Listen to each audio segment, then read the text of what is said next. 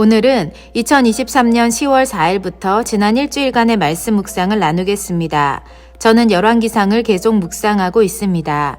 말씀 묵상 시작합니다. 2023년 10월 4일 열왕기상 12장 12에서 24절 말씀. 르호보암은 자신들의 멍에를 가볍게 해달라는 백성들의 호소를 들었을 때 두 그룹에게 자문을 구했다. 자기와 함께 자라난 소년들과 솔로몬 생전에 나라를 다스리던 어르신들, 이렇게 두 그룹의 사람들에게 이 상황을 어떻게 처리해야 할까를 물었을 때 그는 어린 사람들의 자문을 따랐다. 그리고 강력하게 말했다. 내 아버지는 너희의 멍에를 무겁게 하였으나 나는 너희의 멍에를 더욱 무겁게 할지라. 내 아버지는 채찍으로 너희를 징계하였으나 나는 정갈 채찍으로 너희를 징치하리라. 르호보암은 어떤 생각으로 이런 선택을 했을까? 어쩌면 자신이 아버지 솔로몬처럼 강력한 통치와 지도력으로 백성들의 마음을 사로잡을 수 있으리라는 자신감이 없었을 것 같다. 그랬기에 보다 강력한 어조로, 쉽게 말해 센 왕인 척 보인 것이 아니었을까 생각이 든다. 하나님께서 내게 말씀하고 싶으신 것이 무엇일까? 내게 주신 마음은 보편적인 인간의 모습을 통해 나를 들여다보라는 것인 것 같다. 사람은 누구나 자신의 자리나 위치가 약하다고 생각되면 그것을 타개할 방법으로 무력이나 강압을 사용한다. 거칠고 강한 모습으로 상대방을 두렵게 만들기 위해서이다. 하지만 어떤 사람들은 부드럽고 잔잔한 카리스마로 사람들을 사로잡는 사람들도 있다. 즉 온유함이 리더십인 경우인데 다윗이 이런 경우에 해당하는 것 같다. 르호보암의 경우처럼 왕권이 달린 거창한 사안이 아니어도 나의 일상에서도 이런 일들은 비일비재하다. 사람들과의 갈등이나 혹은 남편과의 의견 충돌, 또 가족 간의 대화 속에서 그 주도권을 잡기 위해 우리는 언성을 높이는 경우가 많다. 우리가 맞다는 것을 어필하기 위한 어조이다. 그런 큰 소리와 르호보암의 큰 소리가 별반 다르지 않다는 생각이 들었다. 우리의 사소한 일상 하나하나 누군가에게 자문을 구하지 않지만 성령님께 아주 사소한 것까지도 자문을 구하게 되는 것이 르호보암 시대와 지금 시대의 다름이다. 성령님의 말씀하심을 구하며 그에 따른 선택을 해야 한다. 잘 듣고 바른 것을 선택해야 한다. 선택은 우리의 몫이지만 그 선택에는 또 대가가 따르기에 신중해야 함을 기억하자. 2023년 10월 5일 열왕기상 12장 25에서 33절 말씀. 오늘 본문을 읽어내려가는 과정에서 인간의 탐욕과 본래적인 악함 혹은 자기보호 본능과 같은 것들을 보게 되는 것 같다. 여로보암은 자신의 권력을 지키기 위해 자기 마음대로 했다. 제사를 드리러 예루살렘을 왔다 갔다 하면서 백성들의 마음이 돌아설까봐 베델과 단에 제단을 만들어 백성들에게 예루살렘은 머니까 그곳까지 갈 필요 없이 이곳에서 하나님을 경배하라고 말한다. 또 제사장의 직분을 레위 자손이 아닌 보통 사람으로 삼으며 하나님이 만들어 놓으신 규례를 자기 마음대로 바꿔버렸다. 이스라엘이 지켜야 할 절기까지도 자기 마음대로 또 바꿔버렸다. 이런 과정을 보면서 이스라엘 백성들을 향한 긍휼의 마음이 생긴다.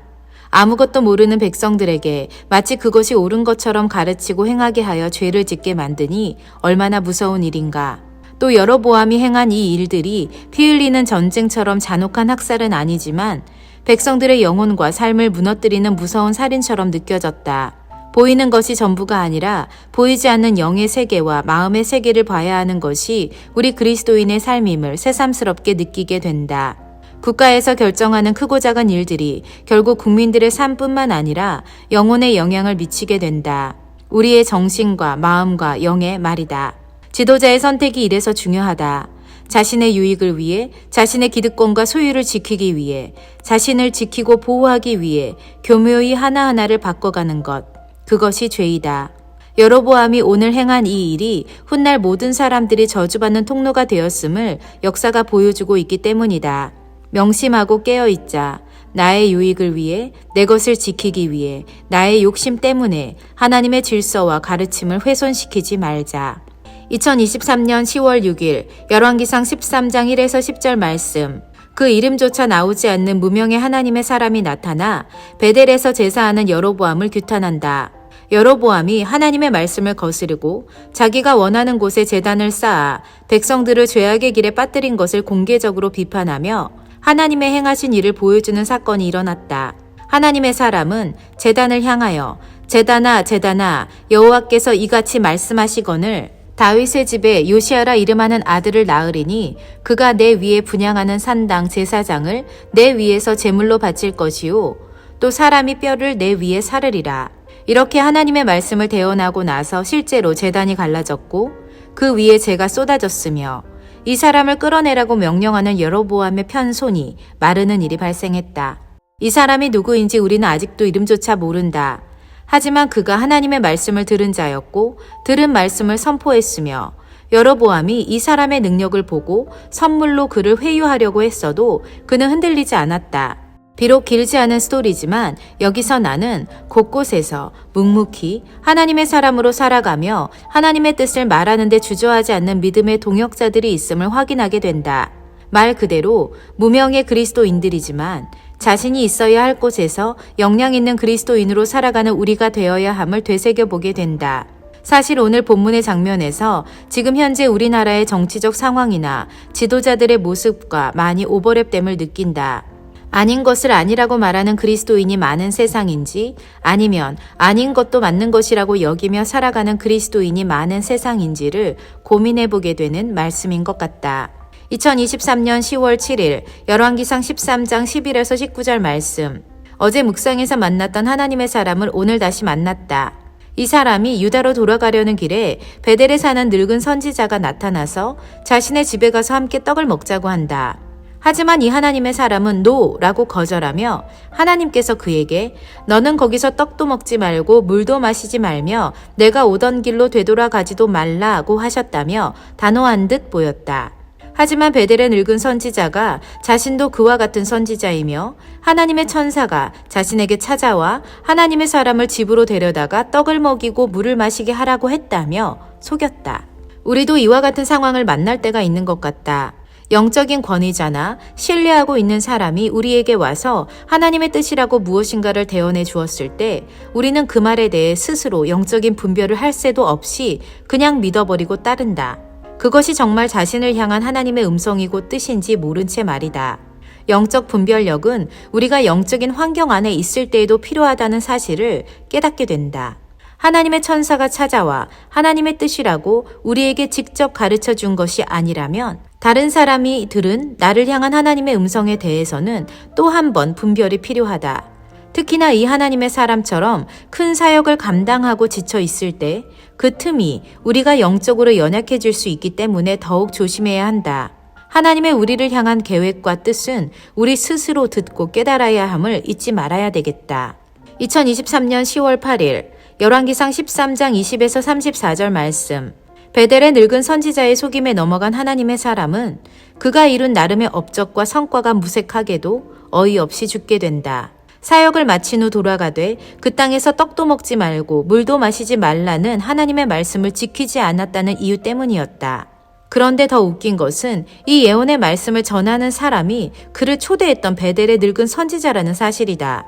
이 이야기는 도대체 무슨 의미를 담고 있는 것인지 이해하기 힘든 어이없는 이야기처럼 들린다. 그런데 말씀을 묵상하고 기도하면서 느껴지는 것은 내가 느끼는 이 어이없고 혼란스럽고 헷갈리고 또 얼토당토하지 않은 이 느낌이 여로보암 시대에 흐르는 영적 혼돈과 혼란이라는 마음이 들었다. 비상식적이고 이상한 현실, 이것이 곧 여로보암 시대에 흐르는 영적 기류인 것이다. 하나님의 질서는 정상적이고 상식적이고 보편적이다. 결코 비정상적이고 이상한 것이 아니다. 그러하기에 하나님의 임재와 그분이 다스리는 곳의 영적 기류와 그렇지 않은 곳을 느낄 수 있는 영적 민감함이 우리에게 필요한 것 같다. 2023년 10월 9일 열왕기상 14장 1에서 20절 말씀. 여로보암의 삶과 죽음이 덧없다는 생각이 든다.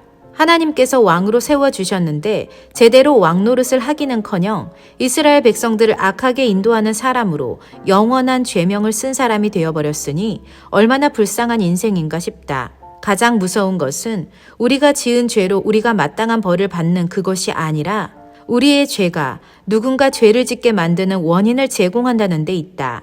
보통의 사람들은 자기 자신의 삶만을 생각하겠지만 리더의 자리에 있는 우리는 여로보암의 삶과 죽음을 통해 우리의 영적 리더십을 점검하게 되는 것 같다.